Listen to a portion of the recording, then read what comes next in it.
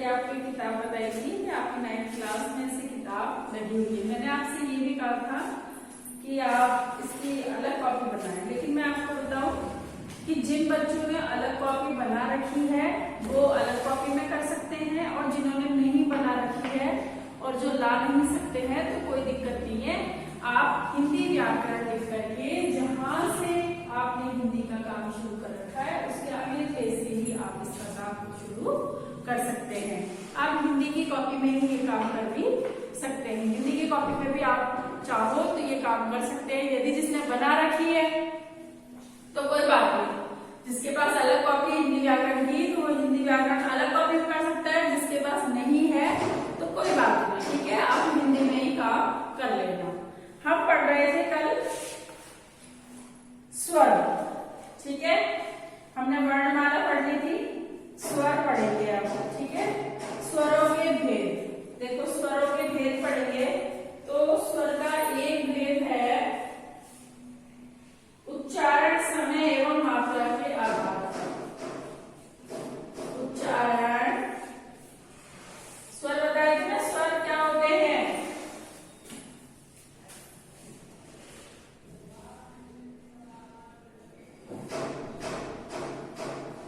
उच्चारण, समय एवं मात्रा के आधार पर।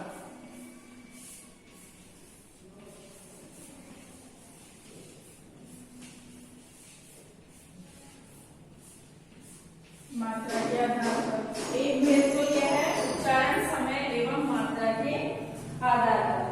दूसरा है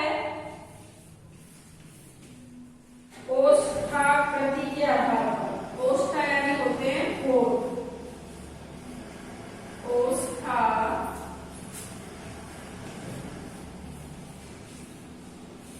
कृति के आधार पर।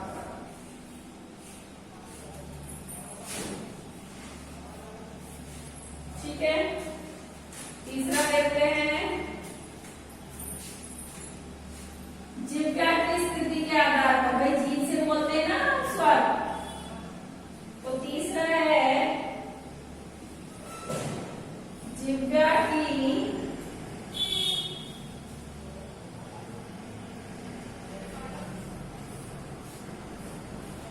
कभी जीभ ऊपर चली जाती है, कभी जीभ नीचे चली जाती है, तो जिह्वा की स्थिति के आधार पर।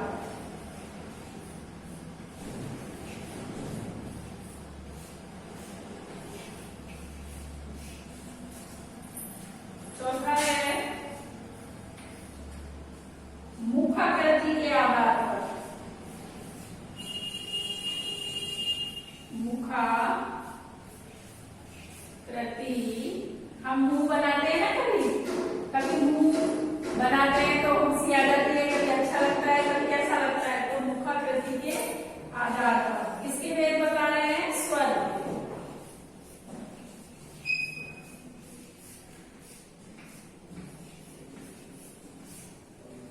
अगला है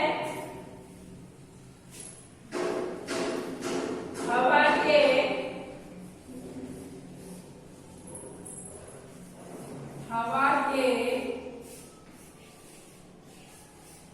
नाक व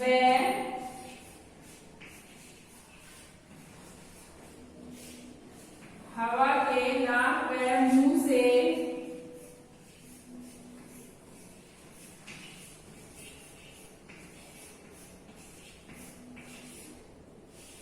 से निकलने के आधार पर।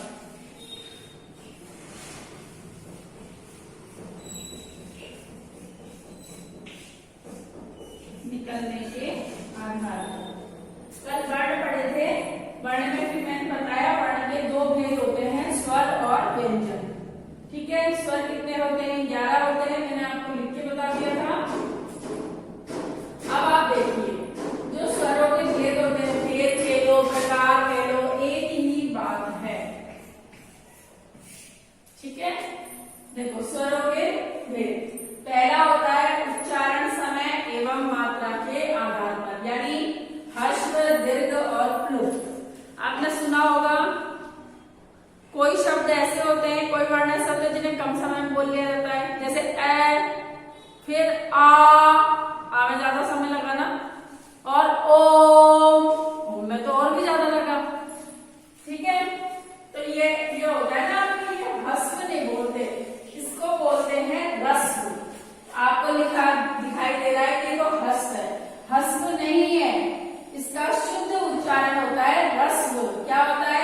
ह्रस्व।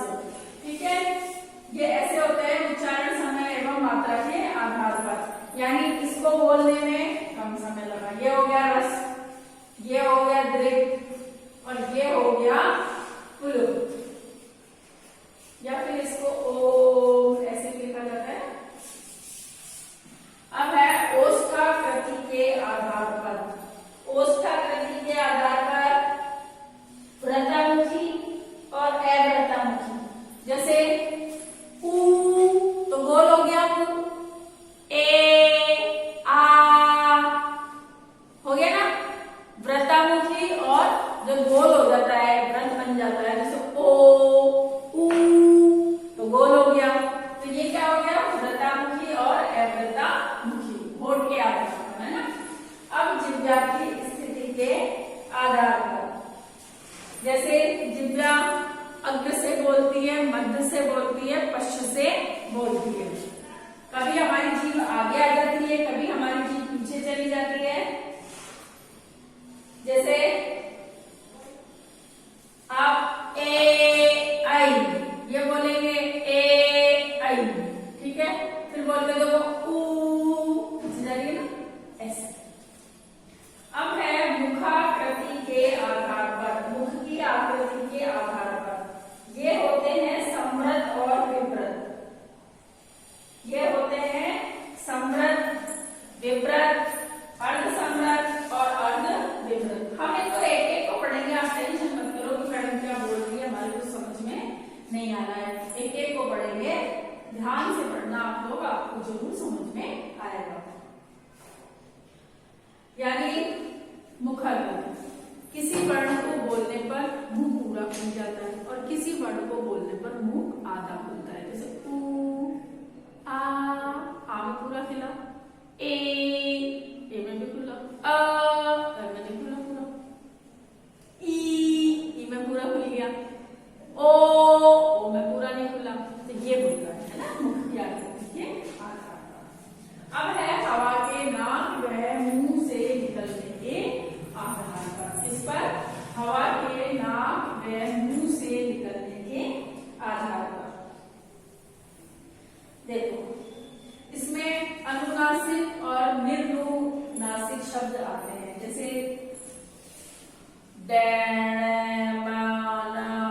ये होते हैं ना, जो मुंह और नाक से बोले जाते हैं, उस प्रकार के शब्द इसमें आएंगे।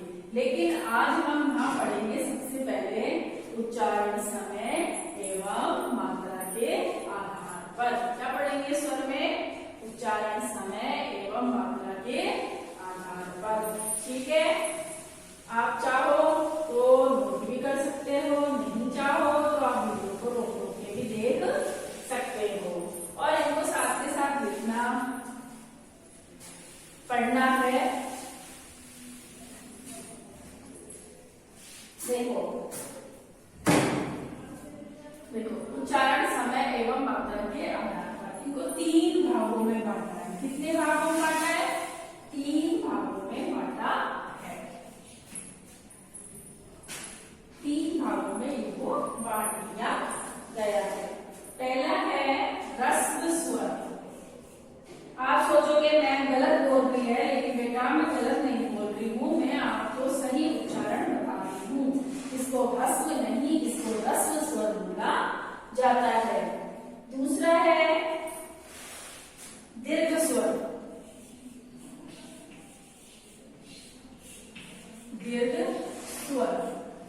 तीसरा है आपके पुल्लिंग स्वर।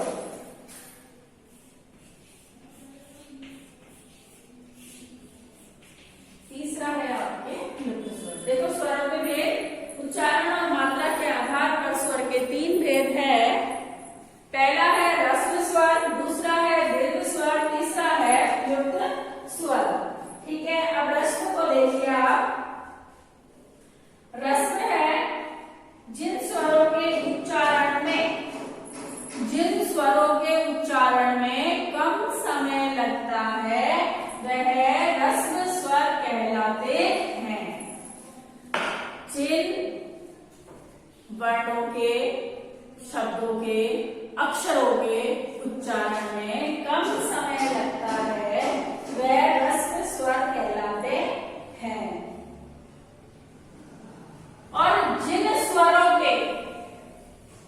जिन स्वरों के बोलने में दुगना समय लगता है वह दीर्घ स्वर कहलाते हैं। जिन स्वरों के बोलने में दुगना समय लगता है दीर्घ स्वर कहलाते हैं। ठीक है, तीसरा देखिए जिन स्वरों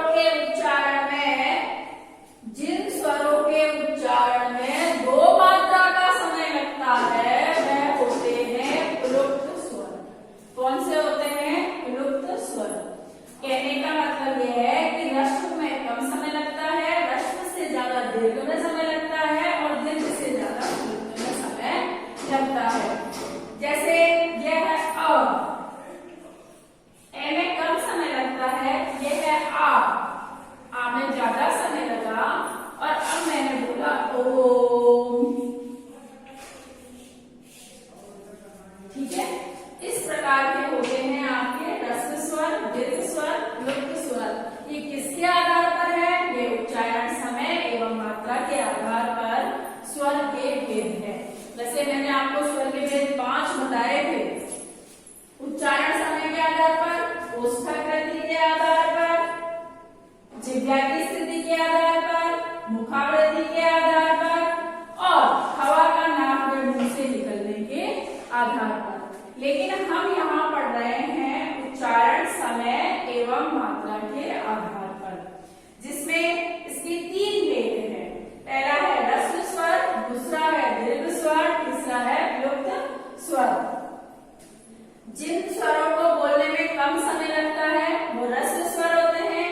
जिन स्वरों को बोलने में दुगना समय लगता है वो दीर्घ स्वर होते हैं और जिन स्वरों को बोलने में 2 मात्राओं का समय लगता है वह प्लुप्त स्वर होते हैं। ठीक है, आज तो हम बस यही पढ़ेंगे, फिर अगला कल हम पढ़ेंगे ओष्ठकृति के आधार पर। अब आप डायरी नोट कीजिए। अब आप डायरी नोट कीजिए, यहाँ पर लिखिए आप डायरी। मैंने आपको बोल दिया परेशान होने की कोई जरूरत नहीं है। यदि आपके पास हिंदी व्याकरण की कॉपी है, आपने बना रखी है तो आप उसी में होमवर्क करना, नहीं बना रखी है तो कोई दिक्कत नहीं है, आप जो हिंदी की कॉपी है उसी में काम कर लेगा। और आप क्या करें, साथ के साथ जो वीडियो है उसको लाइक और सब्सक्राइब भी कर लें ताकि आपको नोटिफिकेशन मिलती रहे कि नया वीडियो कब डला है, कितनी देर में डला है। तो उनको भी आप लाइक और सब्सक्राइब करें। ज्यादा से ज्यादा बच्चों उसको लाइक और सब्सक्राइब करना ताकि आपको वीडियो ढूंढने में दिक्कत नहीं होगी। आप चैनल को सब्सक्राइब कर लीजिए। अब डायरी में लिखिए स्वरों के भेद पढ़े और याद करें। क्या करना है आपको? स्वरों के भेद पढ़ना है। मैंने जो 5 प्रकार बताए उन 5 प्रकारों को आपको याद करना है, कौन कौन से हैं। और फिर जो उच्चारण समय और मात्रा के आधार पर है इन तीनों को पढ़ना है और याद करना है। जो आपके हिंदी व्याकरण की किताब लगाई गई है उसी में से आपको पढ़ना है और याद करना है। आज की क्लास में तो बस इतना ही। अगली क्लास में हम पढ़ेंगे ओष्ठकृति के आधार पर स्वरों के भेद। यदि आपको समझ में आ जाता है तो अच्छी बात है, नहीं आता है तो आप कमेंट कर सकते हैं और फिर भी नहीं आता है तो आप डायरेक्ट कॉल भी कर सकते हैं। और रोज के रोज आप अपनी वीडियो देखते रहे और इन लेक्चरों को सुनते रहे, निश्चित ही आपको समझ में आएगा। और जिन बच्चों को वीडियो चलाने में दिक्कत हो रही है वो चैनल को लाइक और सब्सक्राइब कर दें। ठीक है, आज की क्लास में बस इतना ही।